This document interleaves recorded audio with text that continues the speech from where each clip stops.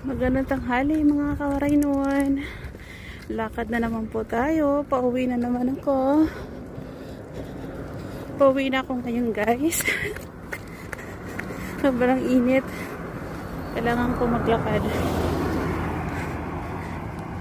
Wala po kasing driver.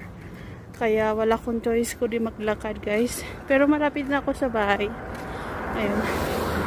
Ito po yung bahay ng amo ko. Yan po ako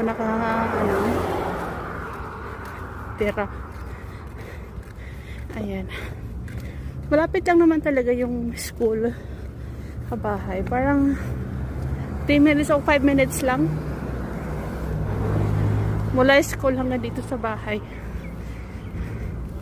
Pero yun nga lang guys, sobrang init. Talagang mainit na. Sobrang init, grabe. Yan, naganda po ng labas ng bahay dito. Ganda. Sobrang ganda guys. Oh. Ganda ng mga bulaklak. Grabe. Yan, ito po yung gate namin. Dito na ako ngayon guys.